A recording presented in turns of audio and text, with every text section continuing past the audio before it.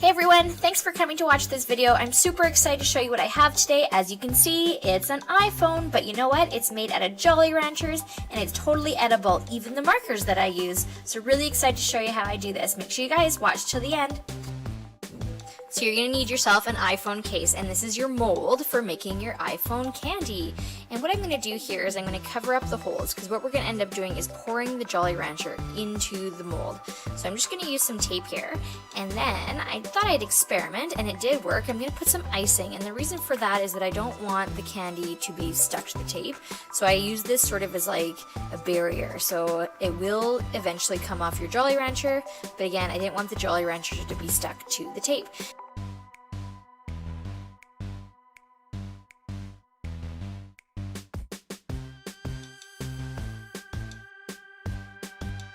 So just make sure you look carefully for all the holes in the iPhone case and just cover them all up with icing. And I don't videotape when I put it for the camera, but I do eventually cover it up. So just make sure that you guys do that as well.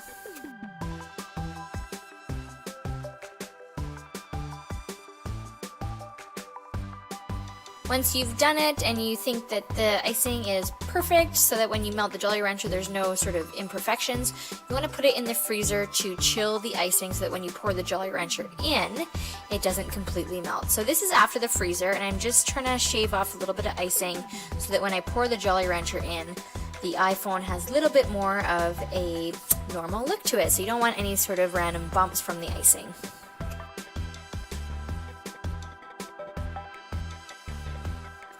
Next up is that you're going to coat your iPhone with some oil, and this is to ensure that the Jolly Rancher candy does not stick to the iPhone, as that's going to make it very hard for the Jolly Rancher iPhone to come out and it could easily crack. So I'm going to make sure that I get in all the little crevices, use as much oil as you feel is necessary to ensure that your candy does not stick. And just remember, there's a lot of little bumps and grooves in cases. You're going to put it in a container that you can transfer into the freezer or fridge once you're done. So let's prep our Jolly Ranchers. So I'm going to use watermelon, as it's not only delicious but a really fine color.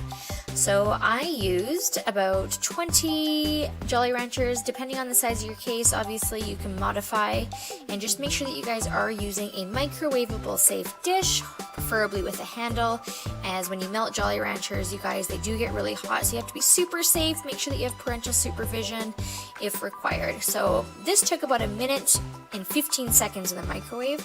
I did microwave it for a minute and then check it, and then I did 10 to 15 seconds more.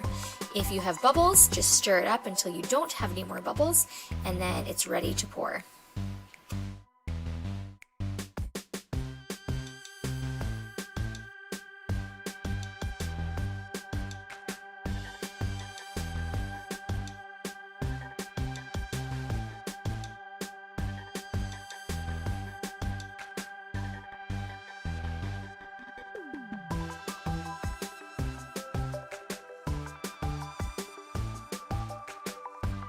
So this is looking really good so far. Again, this was about 25 Jolly Ranchers, and I did have quite a bit of candy left in the container, so you could probably get away with about 20.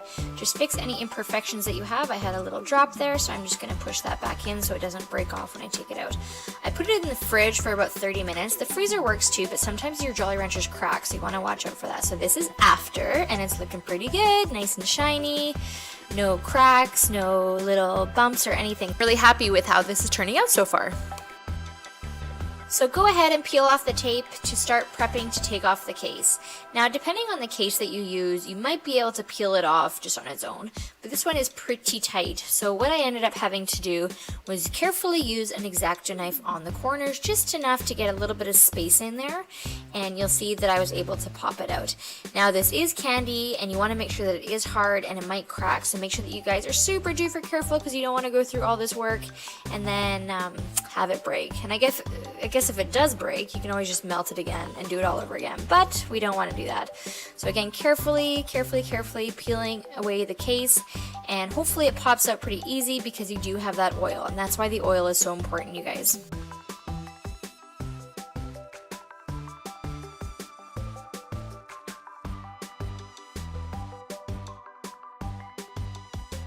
Okay, Okay, and there we go, and I am so happy with how this turned out. Look at the detail, you guys, with the power button and the volume button and the camera. You'll see eventually once I scrape off the icing, but every little bump that you have in your case is evident in this Jolly Rancher iPhone, so I'm super pleased with how it looks. And this is after I've cleaned it off with the icing, and you can see all the detail, you guys. Super, super, super cool.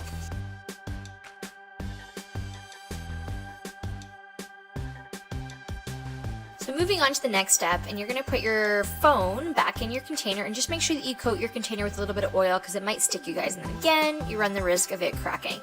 So you're going to grab your sugar sheets. So these are edible decorating paper, which I've never used before, but they are super duper cool, you guys, and a printable iPhone. So this is the iPhone 6, the 4.7 size, and I just looked on the internet for that, and what I'm going to do is I'm going to trace that with the decorating paper and use those markers that I just showed you that are also for decorating. So everything is totally edible here. So here's our sheet, and to my surprise, you guys, these are actually quite thick, but you can still trace through them, you can still see through them, so it's all good. So you're gonna want to carefully take that off and just make sure whatever you don't use you put back in your sealable package. And then you're gonna take your iPhone that you printed off the computer and you're gonna put it underneath, and then you're gonna cut the same size around, and then we'll start tracing.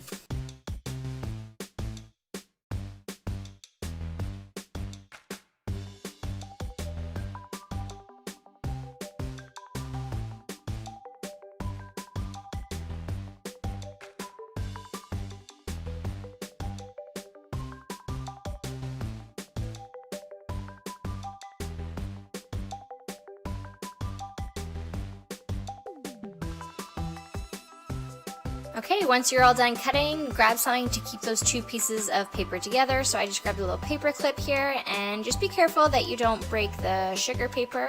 It is pretty soft at the beginning, but it will dry out a little bit. So again, just being super careful there. Okay, so then you're gonna grab your decorating markers. And again, I've never used these before, but I was really happy with them, you guys. They're actually quite pointy and they draw exactly like normal markers. So anything that you wanna do, you probably can. So I'm going to go ahead here and trace as well as I can the apps on the phone, and obviously some of them are a little bit harder than the others, but I'm happy with how they turned out, and I think it makes the fun look super realistic and really fun.